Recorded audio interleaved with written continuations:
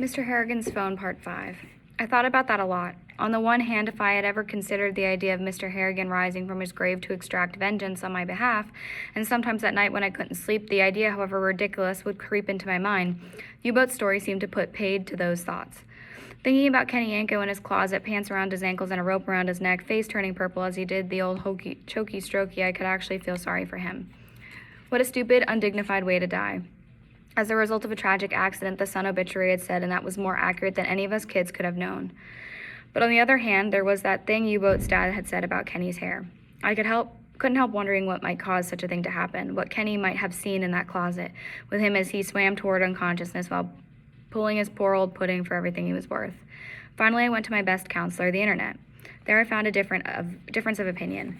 Some scientists proclaimed that there was absolutely no evidence that shock can turn someone's hair white. Other scientists said, yes, it really could happen.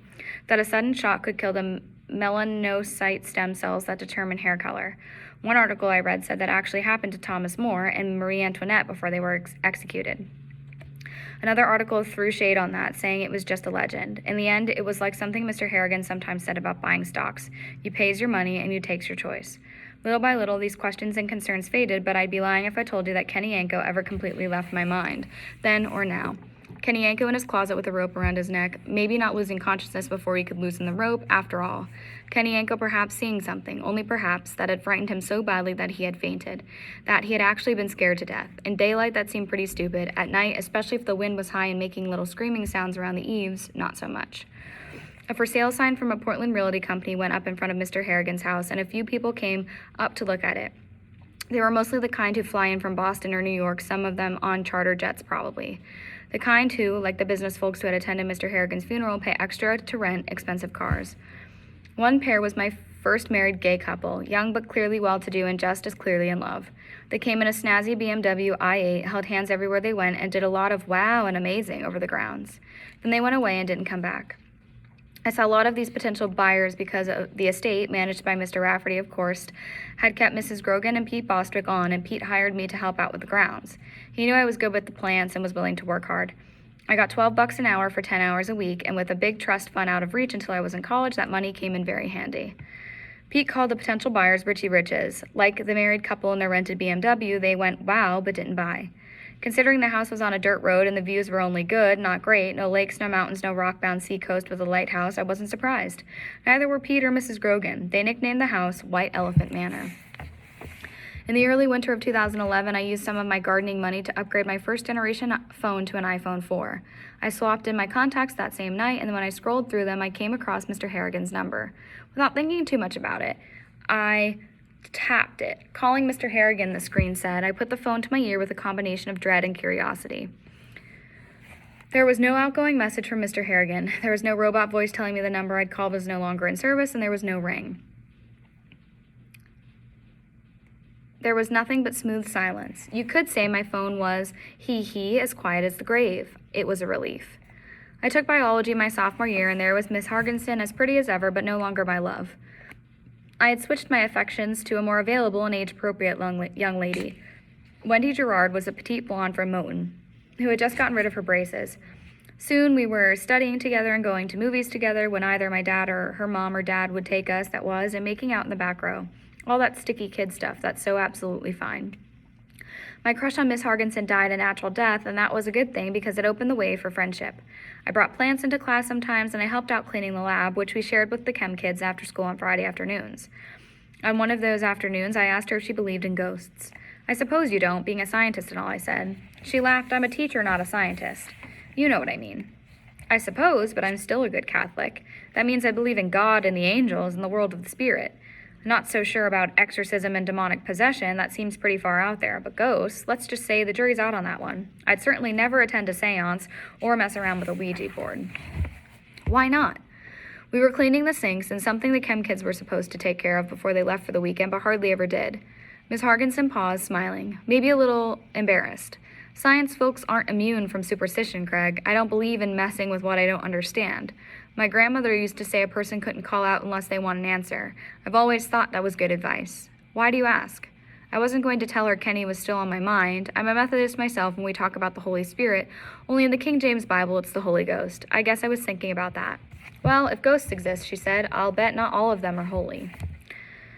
I still wanted to be some kind of writer, although my ambition to write movies had cooled. Mr. Harrigan's joke about the screenwriter and the starlet recurred to me every now and then, and had cast a bit of a pall over my showbiz fantasies. For Christmas that year, Dad got me a laptop, and I started to write short stories. They were okay line by line, but the lines of a story have to add up to a whole, and mine didn't. The following year, the head of the English department tapped me to edit the school paper, and I got the journalism bug, which has so far never left me. I don't think it ever will. I believe you hear a click, not in your head, but in your soul, when you find the place where you belong. You can ignore it, but really, why would you? I started getting my growth, and when I was a junior, after I had shown Wendy that, yes, I had protection, it was U-Boat who actually bought the condoms. We left our virginity behind. I graduated third in my class, only 142, but still. And Dad bought me a Toyota Corolla, used, but still. I got accepted at Emerson, one of the best schools in the country for aspiring journalists, and I bet they would have given me at least a partial scholarship, but thanks to Mr. Harrigan, I didn't need it. Lucky me.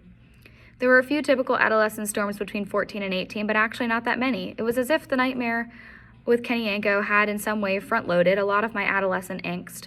Also, I loved my dad, and it was just the two of us. I think that makes a difference.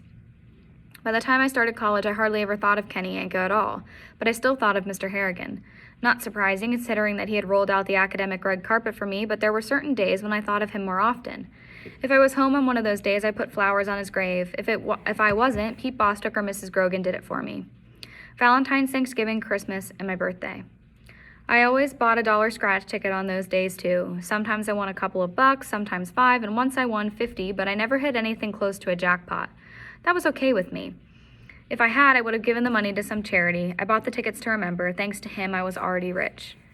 Because Mr. Rafferty was generous with the trust fund, I had my own apartment by the time I was a junior at Emerson. Just a couple of rooms and a bathroom, but it was in Back Bay, where even small apartments aren't cheap. By then I was working on the literary magazine. Plowshares is one of the best in the country, and it always has a hotshot editor, but someone has to read the slush pile, and that was me. I liked the job, even though many of the submissions were on a par with a memorably, even classically bad poem called 10 Reasons Why I Hate My Mother. It cheered me up to see how many strivers out there were worse at writing than I was. Probably that sounds mean, but it is. I was doing this chore one evening with a plate of Oreos by my left hand and a cup of tea by my right when my phone buzzed. It was Dad. He said he had some bad news and told me Miss Hargensen had died. For a moment or two, I couldn't speak. The stack of slush pile poems and stories suddenly seemed very unimportant. Craig, Dad asked, "Are you still there?" He told me what he knew, and I found out more a couple of days later when the Gates Falls Weekly Enterprise was published online. Beloved teachers killed in Vermont. The headline read, Victoria Hargensen Corliss had still been teaching biology at Gates. Her husband was a math teacher at neighboring Castle Rock. They had decided to spend their spring vacation on a motorcycle trip across New England, staying at different bed and breakfast every night. They were on their way back in Vermont and almost to the New Hampshire border when Dean Whitmore, 31, of Waltham, Massachusetts, crossed the Route 2 center line and struck them head-on. Ted Corliss was killed instantly. Victoria Corliss, the woman who had taken me into the teacher's room after Kenny Yanko beat me up and gave me an illicit leave from her purse, had died on the way to the hospital. I had interned at the Enterprise the previous summer, mostly emptying the trash, but also writing some sports and movie reviews. When I called Dave Gardner, the editor, he gave me some background the Enterprise hadn't printed. Dean Whitmore had been arrested a total of 4 times for OUI, but his father was a big hedge fund guy. How Mr. Harrigan had hated those upstarts. And high-priced lawyers had taken care of Whitmore the first 3 times. On the 4th occasion, after running into the side of a Zonies Go-Mart in Hingham, he had avoided jail but lost his license. He'd been driving without one and operating under the influence when he struck the Corliss motorcycle. Stone drunk was the way Dave put it. He'll get off with just a slap on the wrist, Dave said. Daddy will see to it. You watch and see. No way. Just the idea of that happening made me feel sick to my stomach. If your info's correct, it's a clear case of vehicular homicide. Watch and see, he repeated. The funerals were at St. Anne's, the church both Miss Hargensen. It was impossible for me to think of her as Victoria, and her husband had attended for most of their lives, and the one they had been married out of. Mr. Harrigan had been rich for years a mover and shaker in the American business world, but there were a lot more people at the funeral of Ted and Victoria Corliss. St. Anne's is a big church, but that day it was standing room only, and if Father Ingersoll hadn't had a microphone, he would have been inaudible beneath all the weeping. They had been popular teachers. They were a love match, and of course they had been young.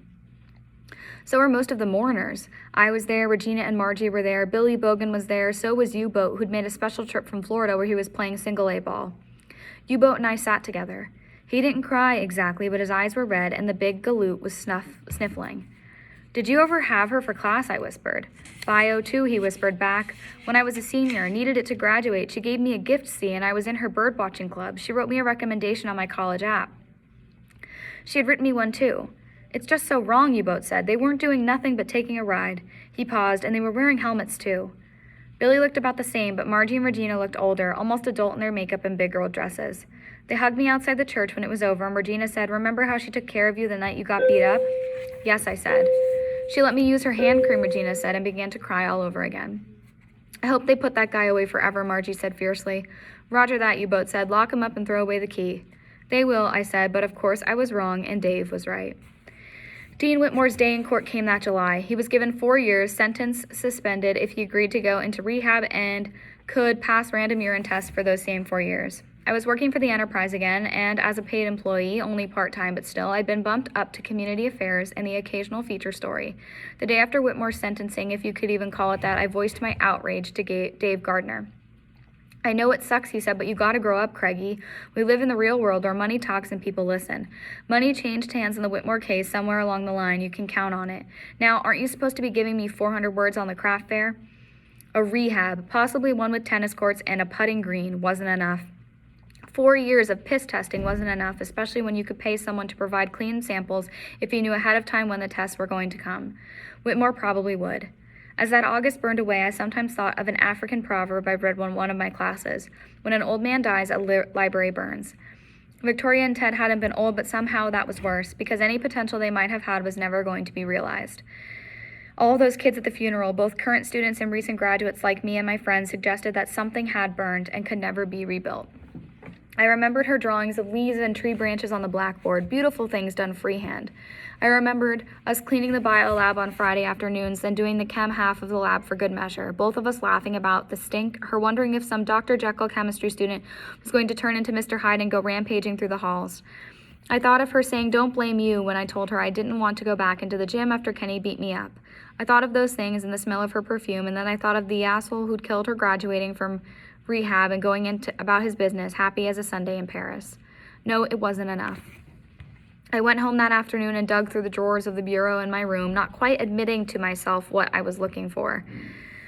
Or why. What I was looking for wasn't there, which was both a disappointment and a relief. I started to leave, then went back and stood on tiptoe to explore the top shelf in my closet where junk had a way of accumulating.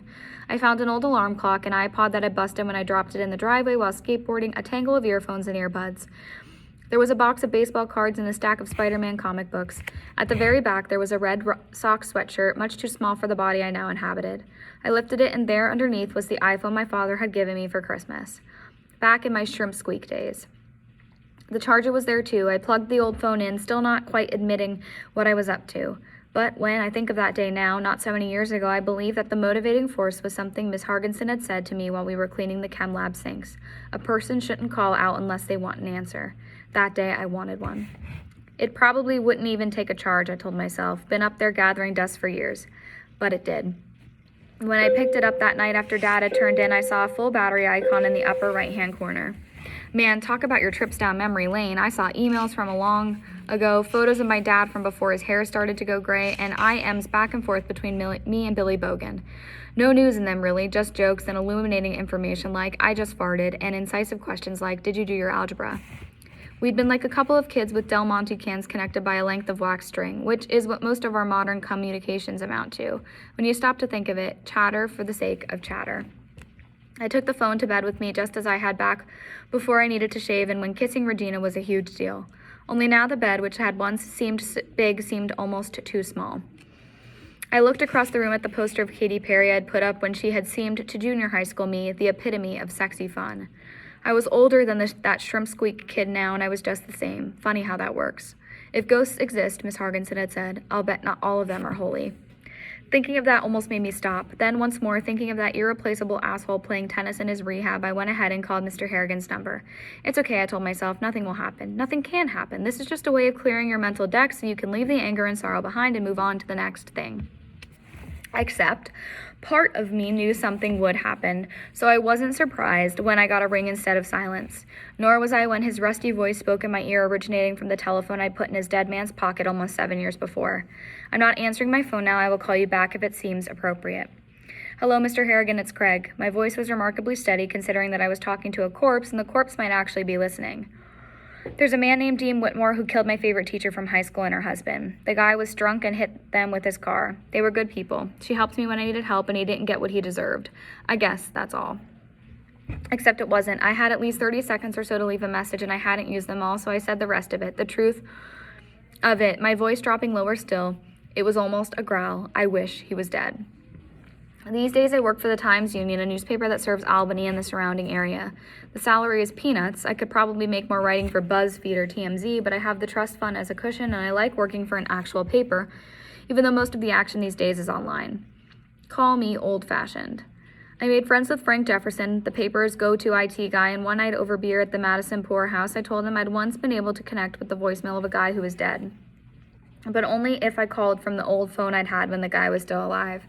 I asked Frank if he'd ever heard of anything like that. No, he said, but it could happen. How? No idea, but there were all sorts of weird glitches with the early computers and cell phones. Some of them are legendary. iPhones too, especially them, he said, swigging his beer, because they were rushed into production. Steve Jobs never would have admitted it, but the Apple guys were scared to death that in another couple of years, maybe only one BlackBerry would achieve total market dominance. Those first iPhones, some of them locked up every time you typed the letter L. You can send an email, then surf the web, but if you tried to surf the web and then send an email, your phone sometimes crashed.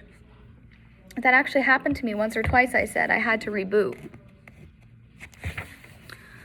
Yeah, there was all kinds of stuff like that. Your thing. I'd guess the guy's message somehow got stuck in the software. The same way you can get a piece of gristle stuck between your teeth. Call it the ghost in the machine. Yes, I said, but not a holy one. Huh? Nothing, I said. Dean Whitmore died on his second day in the Raven Mountain Treatment Center, a luxury spin-dry facility in upstate New Hampshire. There were indeed tennis courts, also shuffleboard, and a swimming pool. I knew almost as soon as it happened because I had a Google alert on his name. Both my laptop and my weekly enterprise computer. No cause of death was given. Money talks, so I took a little trip to the neighboring New Hampshire town of Maidstone. There I put on my reporter's hat, asked a few questions, and parted with some of Mr. Harrigan's money. It didn't take long because as suicides went, Whitmore's was more than a bit out of the ordinary. Kind of like strangling to death while beating off is out of the ordinary, you can say. At Raven Mountain, the inpatients were called guests instead of dopers and alkies, and each guest room had its own shower. Dean Whitmore went into his before breakfast and chugged down some shampoo, not to commit suicide, it seemed, but to grease the runway. Then he broke a bar of soap in two, dropped half on the floor, and crammed the other half down his throat. I got most of this from one of the counselors whose job at Raven Mountain was to work out breaking drunks and druggies out of their bad habits.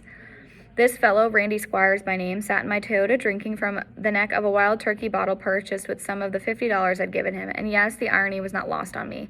I asked if Whitmore had perhaps left a suicide note. He did, Squire said. Kind of sweet, actually, almost a prayer.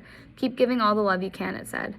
My arms broke out in goose flesh, but my sleeves covered that, and I was able to manage a smile. I could have told him that wasn't a prayer, but a line from Stand By Your Man by Tammy Wynette.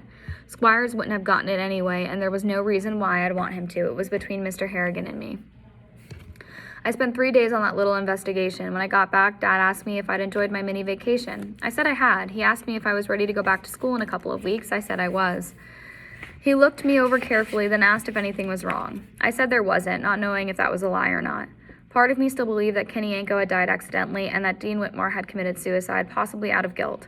I tried to imagine how Mr. Harrigan could have somehow appeared to them and caused their deaths, and couldn't do it. If that had happened, then I was an accessory to murder, morally if not legally. I had wished Whitmore dead, after all, probably in my deepest heart, Kenny too. You sure, Dad asked. His eyes were still on me and in the old searching way I remembered from early childhood, when I had done some small thing wrong. Positive, I said. Okay, but if you want to talk, I'm here. Yes, and thank God he was, but this wasn't a thing I could talk about, not without sounding like a lunatic. I went into my room and took the old iPhone off the closet shelf. It was holding its charge admirably. Why exactly did I do that? Did I mean to call him in his grave to say thank you, to ask him if he was really there? I can't remember, and I guess it doesn't matter because I didn't call. When I powered up the phone, I saw I had a text message from Pirate King 1. trapped with a trembling finger to open it, and read this: CCCST. As I looked at it, a possibility that had never so much as touched my mind before that late summer day dawned on me. What if I were somehow holding Mr. Harrigan hostage, tying him to my earthly concerns by way of the phone I had tucked into his coat pocket before the lid of his coffin went down? What if the things I had asked him to do were hurting him, maybe even torturing him? Not likely, I thought. Remember what Mrs. Grogan told you about Dusty Bilodeau? She said he couldn't have gotten a job shoveling hen shit out of old Doran's Marsteller's barn after stealing from Mr. Harrigan. He saw to it. Yes, and something else. She said he was a square-dealing man, but if you weren't the same, God help you. And had Dean Whitmore been square-dealing? No. Had Kenny Yanko been square-dealing? The same. So maybe Mr. Harrigan had been glad to pitch in. Maybe he even enjoyed it.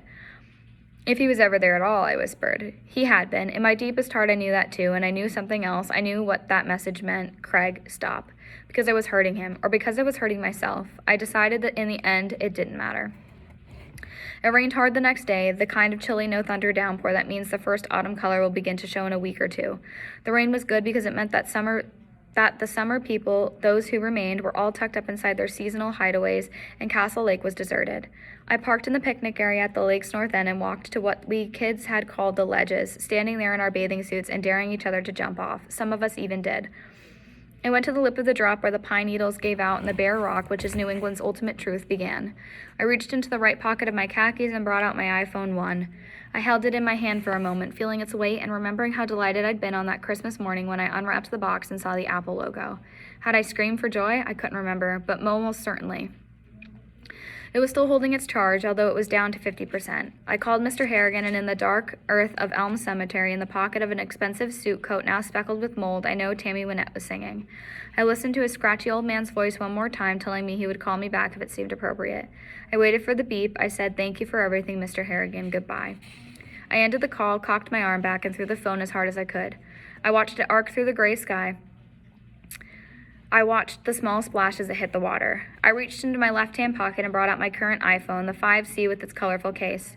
I meant to throw it into the lake as well. Surely I could make do with a landline, and surely it would make my life easier. So much less chitter-chatter, no more text reading, "What are you doing?" no more dumb emojis.